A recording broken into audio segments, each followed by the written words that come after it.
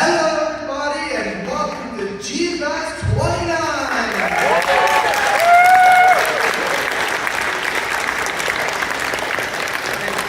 So, if any of you don't know me, my name is Brendan. I am the host of the Autistic Lizard production. If you don't know my YouTube channel, it's a podcast and unboxing channel. If you want to subscribe to it, go ahead and follow my Twitter page. And so today's topic, we're going to be talking about the Return of Godzilla 40th anniversary.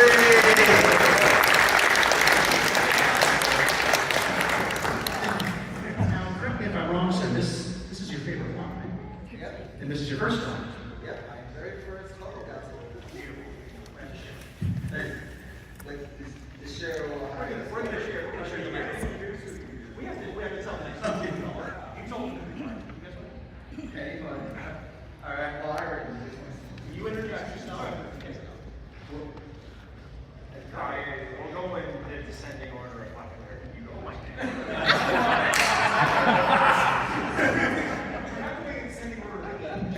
I'm just going to go if no one else is going to go. We can't talk about the movie. My name is Danny DiManna. Among other things, I'm the creator and author of the Godzilla Novelization Project, which is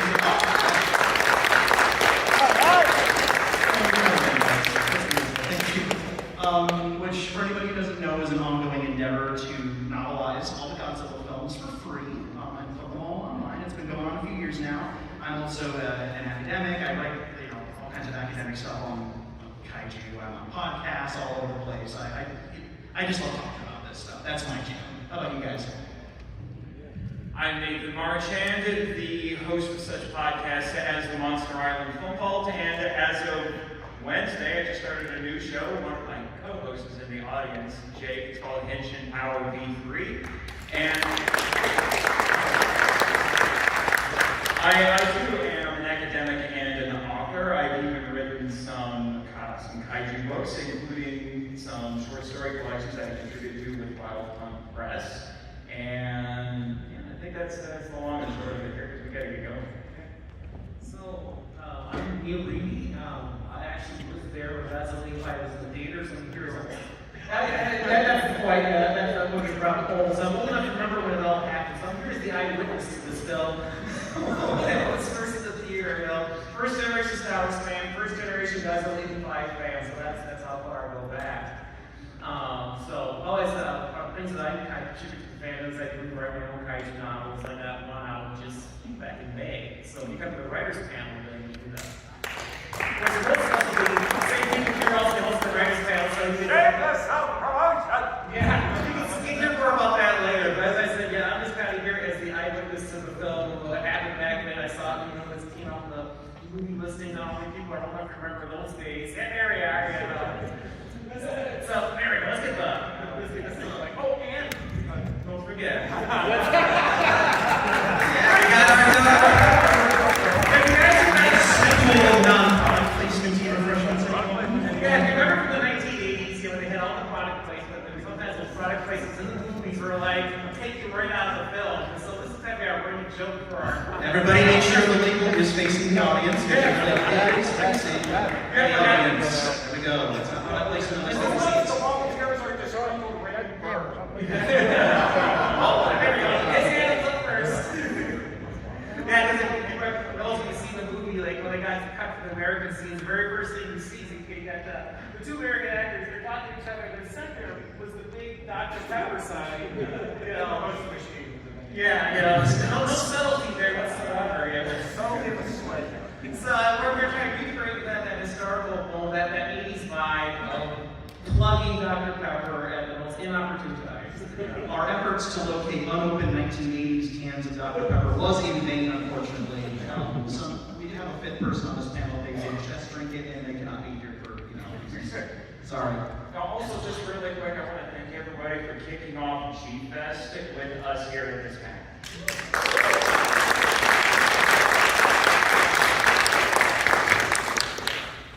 All right. I thought it'd be kind of fun if we talked about just for a few minutes, like our love of the film and maybe some memories we have of it briefly. I just love to talk about how I first discovered my very first Toho Japanese Godzilla film right after I watched the Factory Project film. Well, I won't give that much detail, but well, how I first discovered this film, that was back in 21 years ago, when I was 7 years old, and I used to go to my favorite video store in Tinley Park, Illinois, before it was changed into Just Pizza. I remember like going in to see if I could find any new dinosaur movies or whatever, and I just saw the Godzilla 1998 film, but right next to it, I was so surprised that I saw Godzilla 1985, the US cut with Raymond Burr, and when I saw that, I was like, that's what Godzilla looks like? And I was so interested, and I want to watch this, and when I brought it home from the video store, I remember putting the VHS, which is right here. So many memories of that too. Yeah, I remember when I watched it, I was shocked that now that's what real Godzilla is really like, and I'm just, this film made me who I am today as a Godzilla fan. And,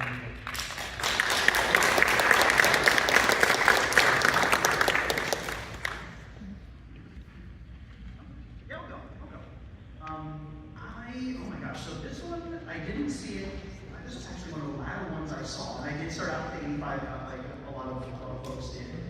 This was one that I just kind of flew under the radar. At a certain point, this is either a movie that you know incredibly well, or it's one that is kind of tends to be more obscure, depending on when in history you found it, which is kind of fascinating.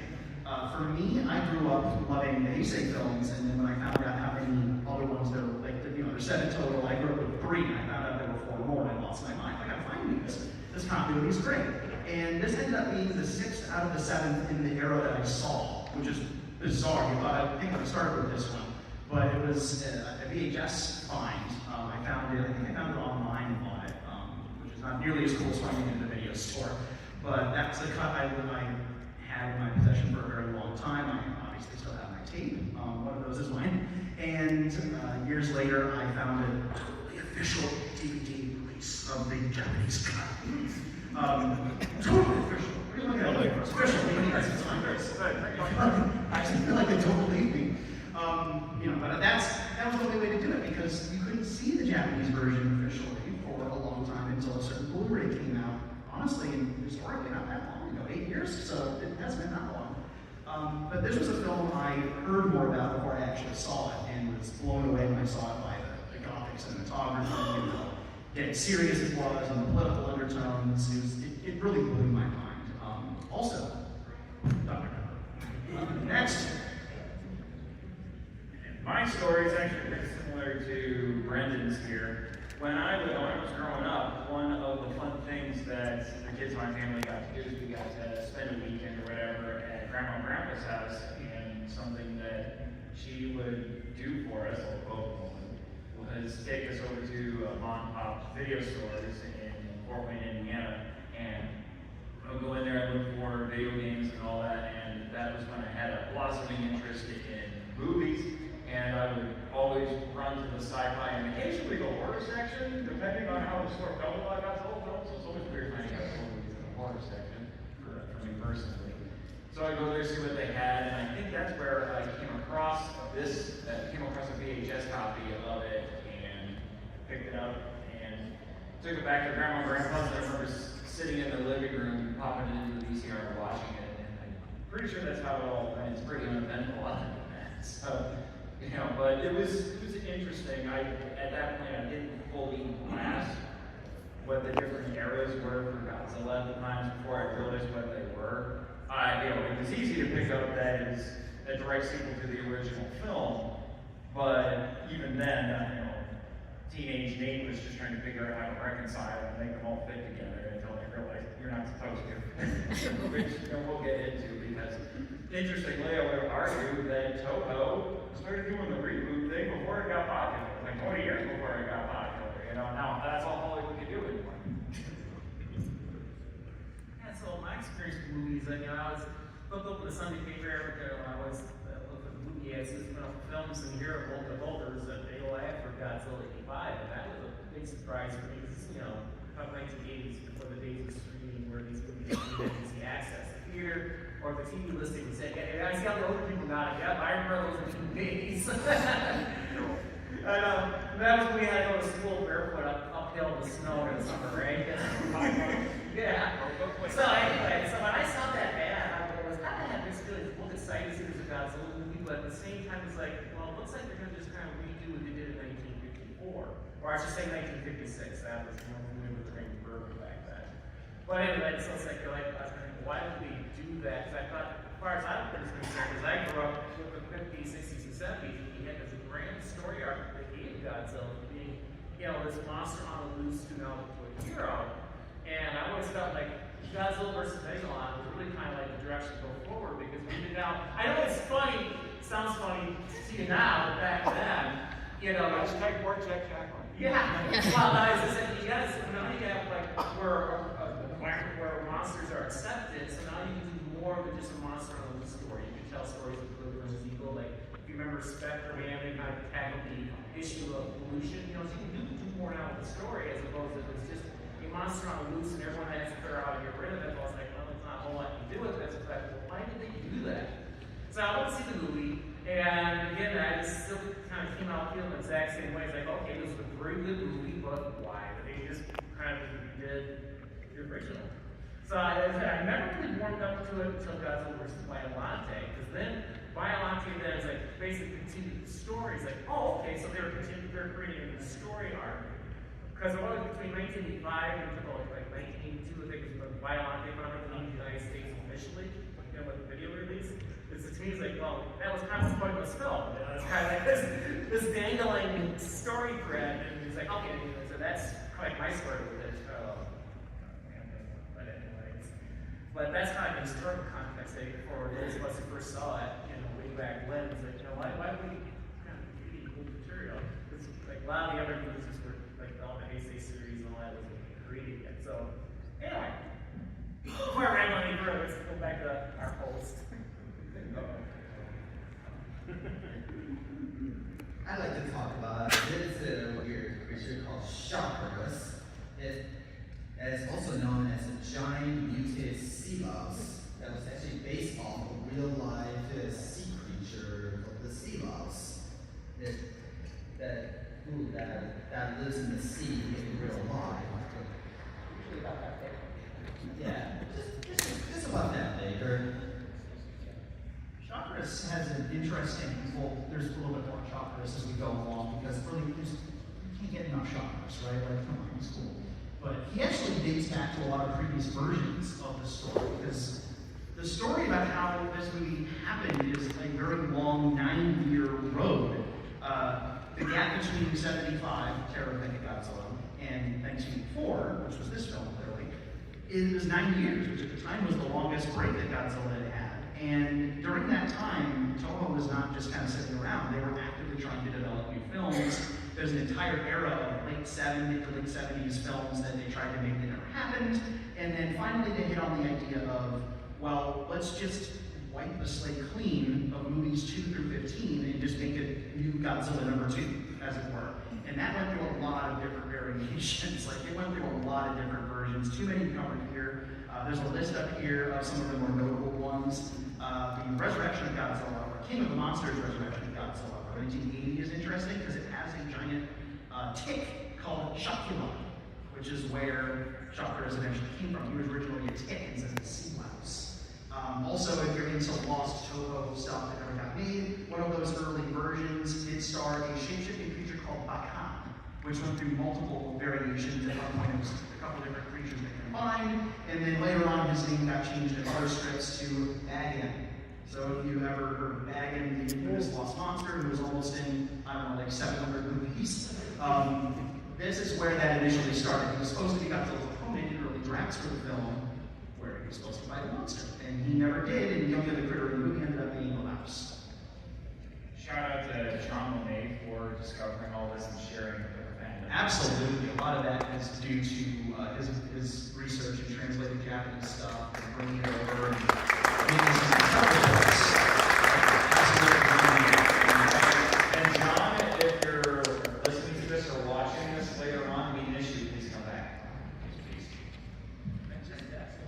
I just, one thing you forgot to mention about the Shockers. I mean, and have you noticed the Shockers did make a cameo in a Netflix series?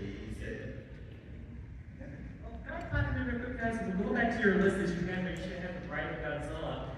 Yeah, I mean, you did. One thing you should pop in there was that script went back to 1955. Yes. And that's how long this particular creature has been around the shocker list. It's Brad in 1954, but that was a successful film, and so they wanted to get another one going right away. And one of the earliest scripts before Godzilla Breaks Again came out was the Return of Godzilla. And so basically, Shockers, the same predated Angerus. I mean, that's how far back this little critter goes. Yeah. Poor guy was in development hell for something. And so we'll talk about the crew, the director, producer, special effects director, and writer, and the music director. And I'd like to talk about the director, Koichi Hashimoto. And I hope I'm saying it right. Yeah, so the director directed this film. I mean, that's so far as I know. I mean, and Sayonara Jupiter. Yes. Yep. And the music director, Rachel Courtright. You know, I'm just having trouble with these two. Who did the musical score, and I love his music so much for this film. It's incredibly atmospheric and unique, I think. You know, it has a very strong sense of awe and some sort of conflict points too. It's really fascinating. The thing that's interesting about the crew on this is that Return of Godzilla is kind of like a transition point between Showa and Heisei. You should have a few Showa veterans coming back for this. Most obviously Tanaka, who's the producer, and Nakano for special effects. But after this, Nakano was done. But most of the crew working on this, they were newcomers, and I think most of them worked on another Godzilla film, which is why this one really stands out in the franchise.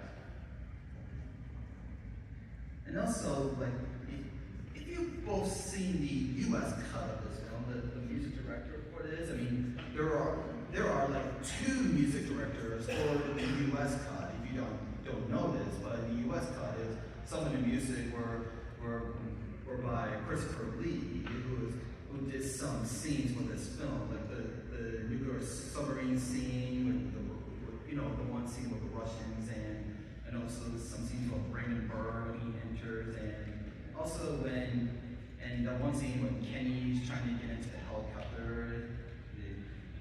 That's the name I remember. Yeah, Christopher Young, fun fact, is not him, but the music is the reason why the 1985 cut of the film is effectively unreleasable. Yeah. We think. Yeah, now things might be changing, there's always hope, but the reason that it's never been released outside the VHS and Laserdisc format and CD and a bunch of other things that nobody remembers, like a bunch of formats that are gone, is because of the music. And I think there's more information later on to talk about, but yeah, definitely want to shout out Christopher Young. And Shuji Kikuchi. Shuji got started off in this film, and he was not credited for this. He worked as a modeler and as an assistant special effects director assisting Nakano-san. I think he was what, 20? He was very young. He was either 19 or 20 when he did this. It was very, very young. Yeah, so this is obviously pre everything else. This is pre his Max work. Like this is crazy stuff. So it's pretty amazing. Like his association with this franchise goes back a lot longer, and then clearly, obviously, Shin Godzilla and years later. But yeah, it's an impressive crew that they managed to get together for this. Koji Hashimoto he just come off doing Sayonara Jupiter for Toho, and that was a big epic film with big epic special effects. And they thought, you know what, we can probably handle this Godzilla thing. And I think they made the right choice because the cinematography and the way it's shot, the gothic atmosphere of this thing is just like, it's very, very good. It is a very strongly directed film. Next, we'll talk about the cast. Some of you might know Ken Takanada as Goromaki, and That name should sound familiar. and Yoshi Kochu Sawakian, as Knuckles. That's kind of like Kenny, right? Naoko is the girlfriend and the sister. She actually went on to play America in Godzilla vs. Bioline Tag. That's because that was a good shoot. Fun fact, she was also a pop idol at the time, and the song that is heard on the boat, the rescue boat at the beginning before they find the Hanamaru, is actually her song. She's singing that. She was not a Star Sister. She did not sing the end credits song. She sang it all at the beginning. And if you're a Studio Ghibli fan, she is Chihiro's mother in Spirited Away. Yes. Isn't that awesome? And then obviously we have Yosuke Natsuki as Dr. Hayashida. Fun fact, that was originally supposed to be played by Harada. He even did some promotion for the film. I think was it 1983 or early 84? He actually wore the eye patch, did a press conference, but then unfortunately he died before the beginning of the movie. Yeah. Which actually I think would have been really interesting because Dr. Hayashida says that his parents died during the 1954 attack, so I think it would have been a nice callback there. But Mr. Natsuki does a pretty good job, I would say here. But I would say honestly, the character who makes the movie for me is it Keiju? Keiju Kobayashi. Yeah, Keiju Kobayashi. I want to make sure I was reading that right. As Prime Minister Minamura. Good Lord, what a great character in this. He is an astonishing actor. He's pretty outstanding as he's in Subversion of Japan, which unfortunately is still one of those films that you just can't find. Criterion, please. Subversion of Japan, dear God, yes. But yeah, he is absolutely a standout in this. He has so many moments as the Prime Minister where all the acting is done through the face, right? And you can feel, I don't think I've ever seen a performance in a Godzilla film where you can see the pressure, the emotional pressure on an actor that's like, oh my God. He is absolutely outstanding, and they shoot him effectively in the film. Like he looks just like the weight of the world is on his shoulders. He's often center of frame in a lot of images, which to me really reads as he's on the Russians on one side and the Americans on the other, and Japan is just stuck in the middle, and he's the center of it all. Yeah, to build on what you've been talking about there, apart from the historical perspective, I mean, that's kind of how the rest of the world felt, except for the Russian United States and the Soviet Union side of it. And that actor really, I got help you quite soon, sorry. Patience. But anyway, yeah, so just kind of again, just thinking about the acting. I mean, if you really want to understand how the rest of the world kind of felt, just watch his acting, and you kind of get an idea how a lot of other nations kind of felt. Really what the era was like back then politically. And then kind of add like his performance, and then also the director. I forgot the gentleman's name again, but there's one. Yeah, but it's really interesting with both those two talents working together. The scene in there where you got first the Russians over here and Americans over there, and then when they're each one of them are talking, the director put the camera very close to Keiju's ear, so you get the impression of he's very intently listening, taking all this in. All this pressure in one ear, and then when the Russians speaking, getting close up on the other ear, and you see that, you can really feel, that character's, circumstances. I thought it was a very clever piece of filmmaking to have that ear juxtaposed next to the guy, like, you gotta do what we say, blah, blah, blah, that sort of thing. I thought that was just a rude, very sophisticated scene, very sophisticated filmmaking, very sophisticated acting. That was give a little shout out on all the fire. Yeah, I think it's the best performance in the film. Oh yeah, for sure. Well, the second best. We know the best performance is Henshin. Oh yeah. What I was going to add to what you were saying, Neil, Minomura, I think, best embodies what kind of a film we got here. Another reason why I think this one is unique is that this is a very, very Cold War movie. It's really the only Godzilla movie that's truly Cold War. Because even though the Showa series was made during the Cold War and there's homages to it, they're not really about the Cold War. This is about the Cold War. And I think it offers a very unique perspective on the Cold War that Americans, I think in particular, are just not used to seeing. We're used to thinking of the Cold War from the American perspective or the Soviet perspective. This is the perspective of a country that's caught in the middle of it, between these two superpowers and just awkward positions they find themselves in, because historically speaking, Japan is an ally of the United States, is never like the Soviet Union. They've always been scared of the Soviets. In fact, that's why they, at the end of the war, they surrendered to the Americans. They didn't trust the Soviets at all. So, it's interesting to see that tension. If we have a little bit of time, we can talk about how they completely mucked that up in the 85. We'll get there, sir. Before we move on, just a couple of other little cast people we watch. Obviously, Hiroshi Koizumi and Yoshiki Tajima from the Showa era make appearances in this. It's always nice to see them. And it's so funny. Who all saw the Pickwick double features or any of those yesterday? Yeah. So Hiroshi Koizumi was in the first three. He was in Mothra vs. Godzilla, Godzilla, and Return. And then Tajima-san was in Mothra and Return. And then Kenji Sahara was in a bunch of them too. He's not in this one, but it's just so funny how you can find these familiar faces throughout the first 50 years worth of the franchise. And then obviously shout out to Tetsuya Takeda as everyone's favorite homeless guy. He got more cheers than some of the monsters. As he should, the scene stealer that he is. What an amazing performance. Like, oh my gosh, he cracks me up every time.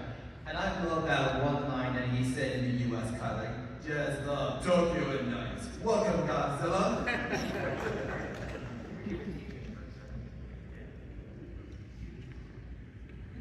Next, we will be talking about the behind the scenes, which I'd love to talk about.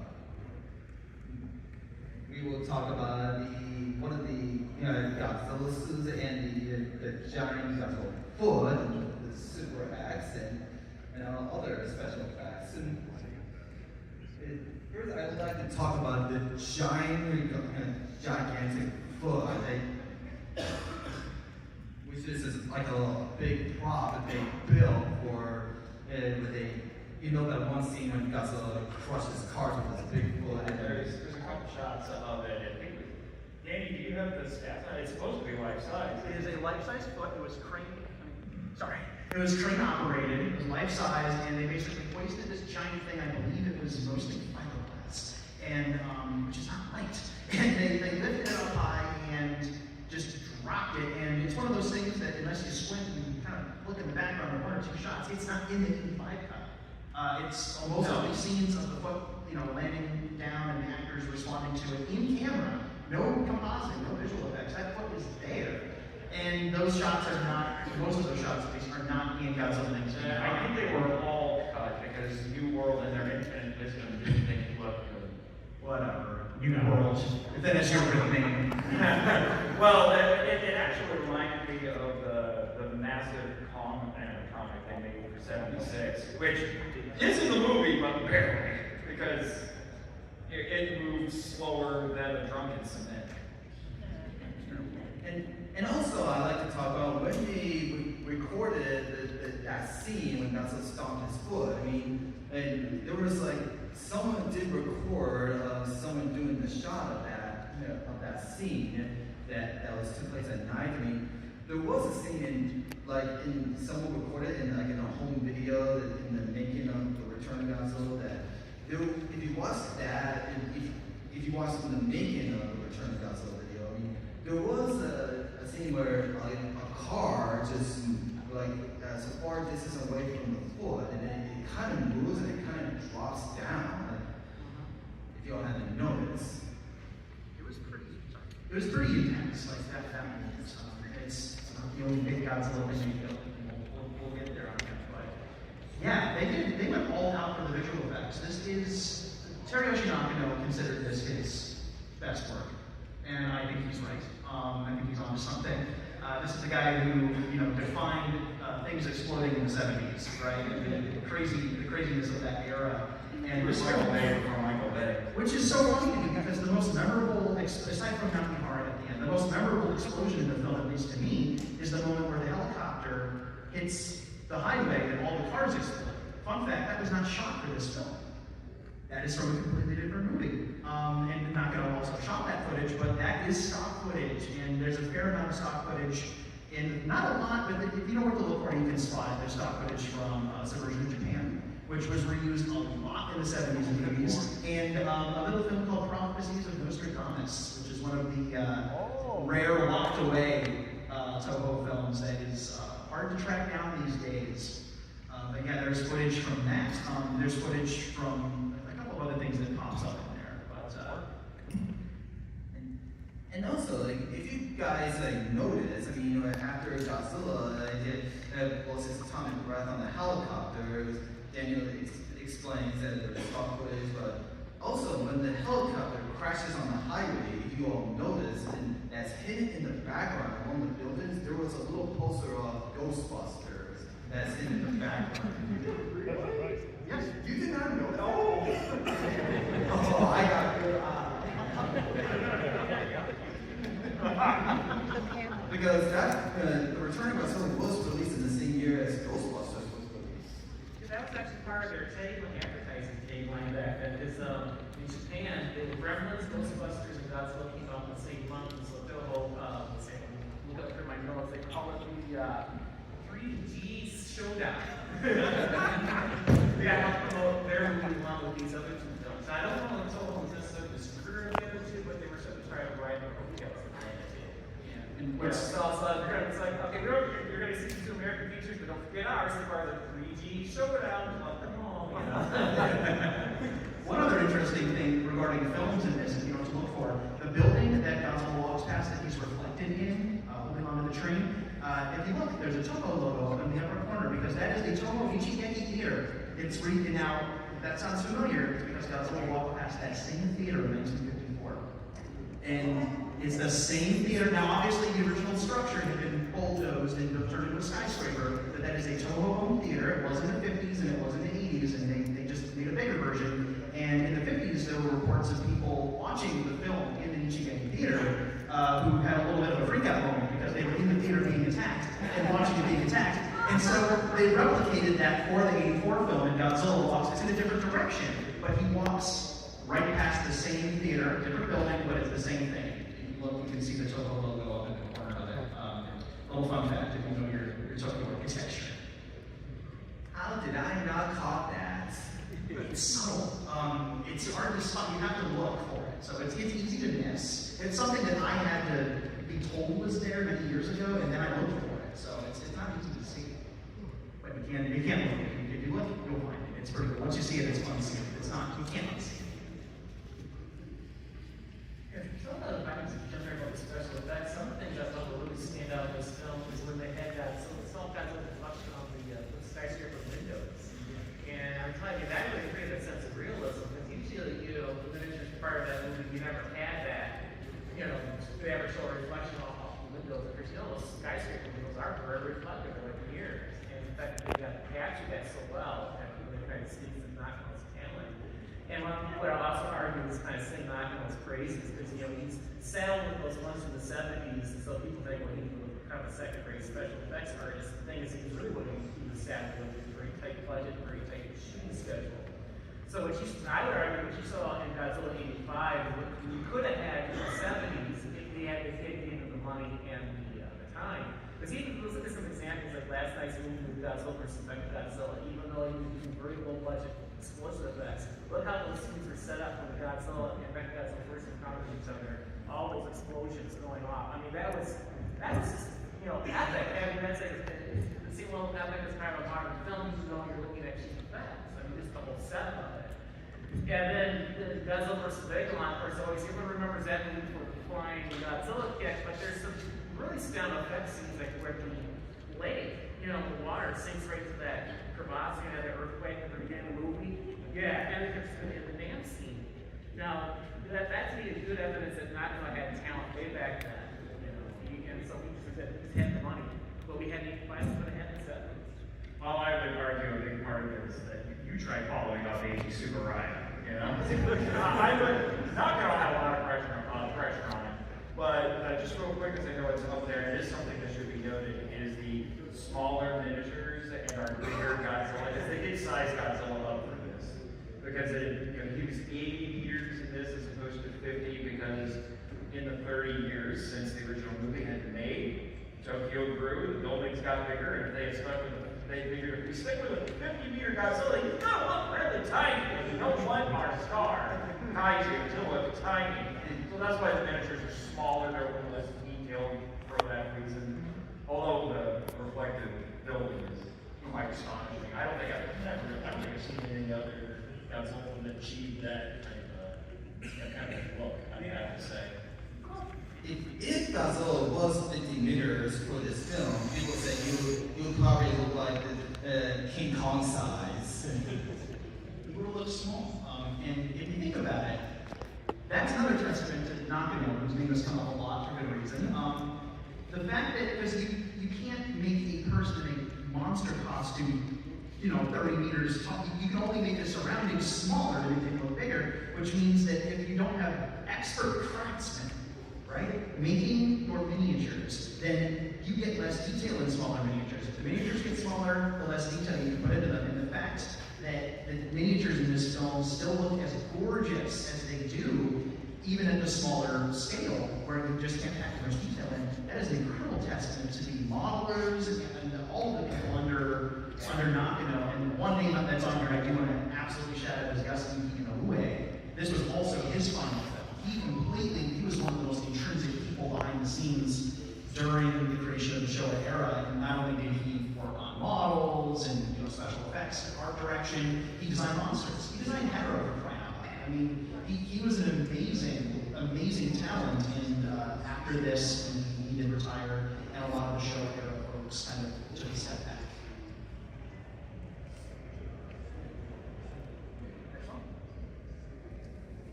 Oh yeah, so let's talk about the suits for the main kaiju. So in this film, and you don't know this, but they actually built 2 suits for this film, like one for land scene and for water scenes, and they actually built 2 animatronics. I mean, just one animatronic that people call it the sidewalk OG. So yeah, so if you don't know, but they were gonna have the giant sidewalk animatronic Godzilla for the whole film, but it only uses it for close-up shots of his face. And the hubris of trying to put a giant animatronic monster in your movie. This was less than a decade after Carlo Romaldi tried to do it in Kong 76, or De Laurentiis. And that thing is in a couple of shots and fell apart because it was this giant, dumb hydraulic thing, with hair that weighed, 4 billion tons. And it was just completely inoperable, it leaked oil. This thing did not have those problems, but unfortunately it just wasn't as flexible. I mean, look at this picture. It's freaking huge. And if you watch the film, clearly it's in there, but they don't ever really show it below his chest line. You see the arms move, you see his chest, you see the head. They used it for close-ups, and they really hoped that they could use it for a lot of different shots, which again, because it's bigger, that means they could also make miniatures that correlated and would be more detailed. Win-win, right? Well, it didn't quite work out that way, and it didn't film as well as they hoped. You can actually see it in the film, and it doesn't take away from the magic of the movie at all, but it does have a jitter to it a little bit. Like the head kind of jitters a little bit when it moves, and the jaw jitters a little bit, the lips quiver a little bit, because it's this big hydraulic thing with fluid pumping through it, and they could only really get a few shots out of it. So they ended up using the guy in the suit for most of the film. And the Cybot ended up going on tour to promote the movie, and that's really where it made up for the money they spent on it. They brought it to theaters, I think it was on TV a few times, there's a whole TV special about this thing. So they ended up using it, but not as much. They ended up using it for the movie rather than in the movie, weirdly enough. because yeah, 18 feet tall. And the suit itself, the actual suit he ended up using, this beautiful gentleman, is, there he is. What a beautiful job. What a gorgeous design. Definitely made to evoke the 50s for things that were not used since the 50s. He got an extra toe back. The 50s Godzilla had 4 toes, and then to stop from tripping over the toes, that later show Godzilla is chopped off a toe. He gets his bigger spines back, he gets fangs back. The one thing that was not carried over from this film into future ones is if you look at his eyes, he has Showa era white eyes that are very human, where he has like darker middle portions, darker pupils, and the iris is white, which is a human trait. Later on, they would replace that with reds and yellows and darker colors to make it look more like an animal. This is one of the last times that a live-action Godzilla, unless you count Shin Godzilla with those freaking fish eyes, had the human kind of eyes. Because right after this, they would switch that up. But the suit's gorgeous. Oh yeah, it is gorgeous. It's one of my favorite suits. Yeah, I was going to say that this movie has a surprising amount in common with Shin Godzilla. Which, if we have time, I might get into it. But it's funny, if you're familiar with the behind the scenes of Shin Godzilla, they tried using an animatronic for a little while on Shin Godzilla, and then they said it was untenable, and they went completely CGI with it. And also, especially that one scene when the Super X fires mechanical missiles into Godzilla's mouth. I mean, that one shot when Godzilla was shaking after he got fired the missiles in his mouth, there's some yellow drip silk that people thought it was drool, but let me tell you this, it's not drool. It's actually yellow blood. Well, that's nasty. I got nothing to say.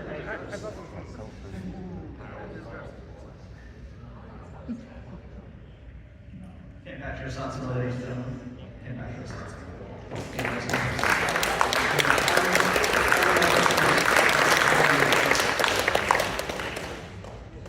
Yeah, so Captain Satsuma, it was the Heisei Godzilla suit actor, and he actually played Godzilla for the first time in this film, but I think he wasn't the original casting choice to play Godzilla in this. He was not. They actually had another gentleman, a stuntman named Hiroshi Yamawaki, who was not only supposed to play Godzilla, but the suit was built to his proportions. And so when he stepped down from the role, they said, okay, well, we got to get somebody to play Godzilla. Nakajima's been retired for 12 years. Let's get Kengo Nakayama. Now, Kengo Nakayama and Kenpacho Satsuma are the same person. He acted under multiple names, Kengo Nakayama being one of them. And his original name is Yasuaki Maeda. And then eventually he changed his name multiple times, and Kenpacho Satsuma is the name that stuck. And they gave him a suit that was not built to his proportions. And so if you watch the film, you can actually see that there are parts of the suit that kind of sag a little bit, especially the waist, the thighs, and the shoulders. There's a slight sag there because the suit wasn't built for him. And so moving inside of it was probably against the Geneva Convention in terms of torture. It was probably illegal. Like there were problems with that. And to his credit, would you have been able to tell if I hadn't just told you? His performance is absolutely outstanding. He incorporated, now Ken Satsuma, we don't have enough time to get fully into him, but briefly, he used a combination of martial arts techniques, basically poses, and no theater, Japanese traditional no theater, in the performance of Godzilla, where he would hold up his shoulders like so, and hold his hands close like this, and lurch forward, and definitely stepped away from the anthropomorphic aspects of the character. The guy could only be in the suit for 10 minutes. It was absolutely insane how much this suit weighed. It's one of the heaviest Godzilla suits. Guy lost 12 pounds in shooting it. But what an amazing guy he was, that you can watch it and you have no idea what the struggles were like. He just effortlessly is Godzilla in this film. It is beautiful to watch. If you want to learn more about Satsuma, come to the Satsuma tribute panel on Sunday.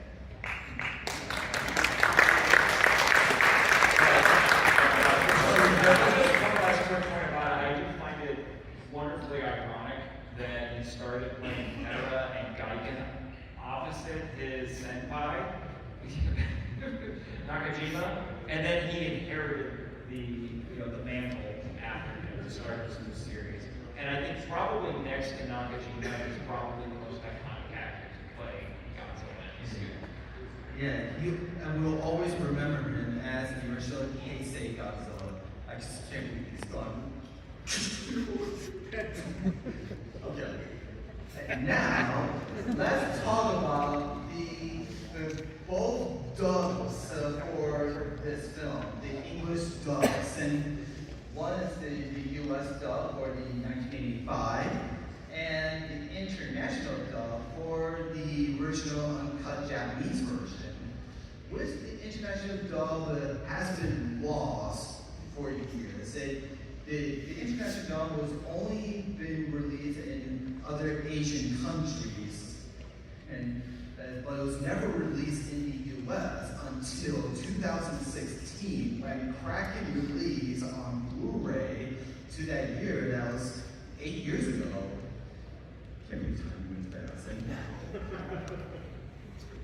Yeah, and people didn't even know that the international English dub even exists at that time. I was like shocked. And also like some the U.S. producers for the U.S. cut, R.J. Kaiser, the co-director for the U.S. cut, and Tony Randall, the writer of it, they did listen to the international dub after Toho went to Hong Kong to do the dubbing. That Tony Randall listened to the dub, and he thought that it sounded terrible, and he thought it did not fit well when they were going to make the U.S. cut of this film.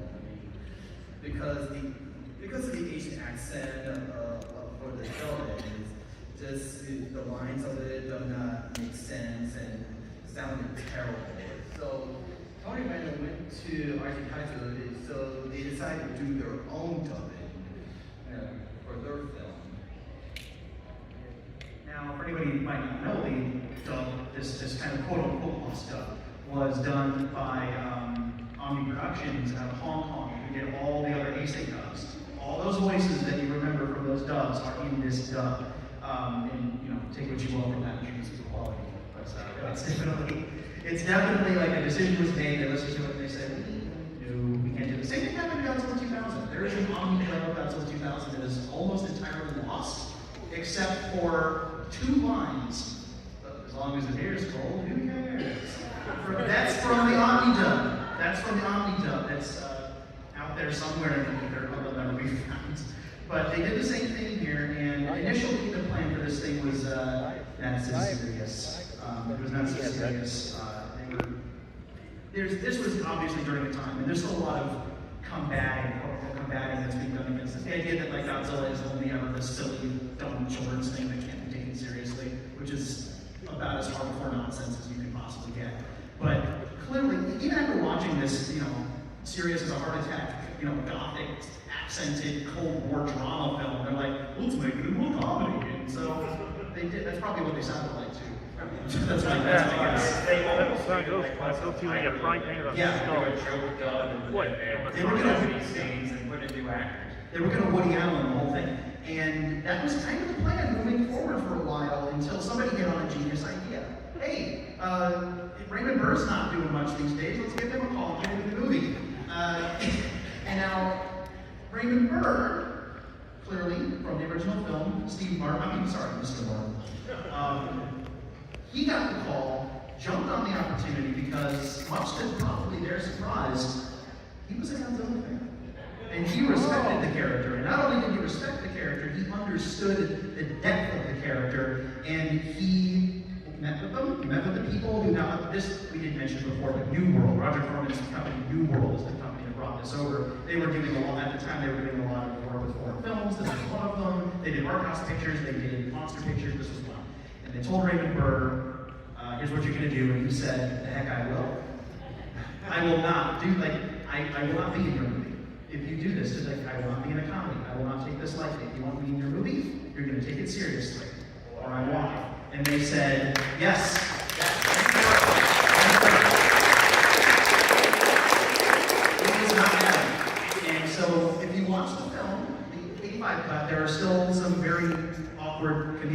from a couple of characters, but Raymond Burr is taking it dead seriously, and he looks at the comedic characters and puts them in their place in the script. And there is some evidence to suggest he contributed to that script a little bit. The ending monologue came from him. I know that the closing monologue he wrote himself, which Yes. is the best written part of that version. Yes, it really is. It really is. And actually, in a weird way, in the 50s, Raymond Burr got kind of a career boost from King of the Monsters, and that's what led to Perry Mason and the rest of his career. Shortly after this film came out, the Perry Mason revival TV movies came out, and they kind of saw it as Raymond Burr is coming back, and they used his appearance in this to promote the Raymond Burr television films. And he continued to be Raymond Burr. He continued to be Perry Mason. Good Lord. He did continue to be Raymond Burr the rest of the time. That's not inaccurate. No lies. But yeah, he's the reason that the 85 cut is as, at least the American scenes, are as serious as they are. He was a real one, Mr. Burr. That's simple. Also Dr. Pepper.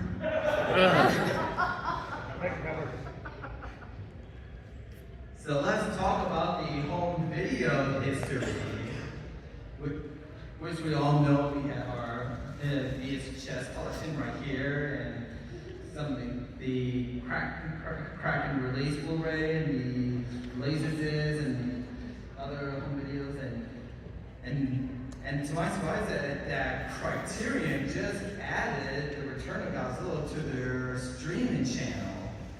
Which I hope means a Blu-ray. Dear God. Yes, please. Yes, please.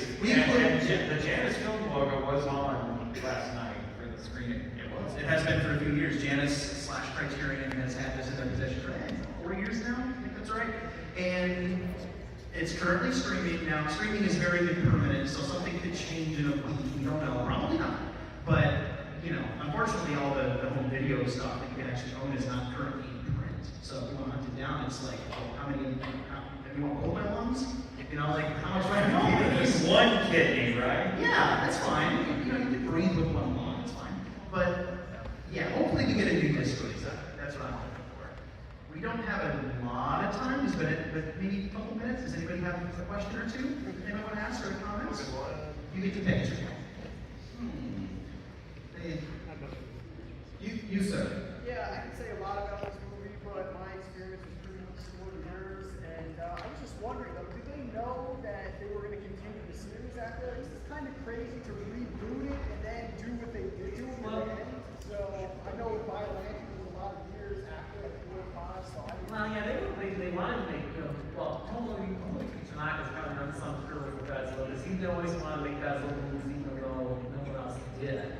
Now, the thing is, we got these long breaks between Return of Godzilla and Return of Godzilla, and then Return of Godzilla and Biollante, because, he wanted to, of course, make it good. The thing is, he wanted to make certain he can make a return on it. And so, so around 1975, 1984, they pulled off some of their better older films, put them in theaters. They didn't do well, so then they kind of backed off on production.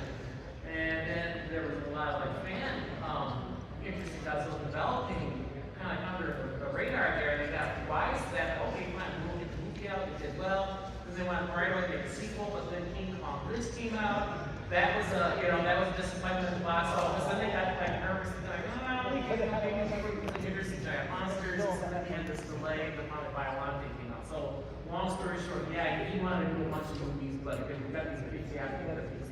He doesn't want to do what Disney's doing today. Throw a lot of money at the movie when there's not the interest in it. One fact, Marquis was in Ferris Bueller's Day Off with Godzilla. That's true. He was on the parade singing. Matthew Broderick. Yeah. I don't know what the other movie was. I have to watch it, but you can see Godzilla 1985. And yeah, that Godzilla 1985 did make a cameo in Spielberg's K-Off and in that movie theater sign. Unfortunately, sorry for all the hands up. We got to clear out for the next people. But anything you want to say to end it off, Mr. Brinkman? I just want to say thank you all for coming for the Return of Godzilla's 40th anniversary year.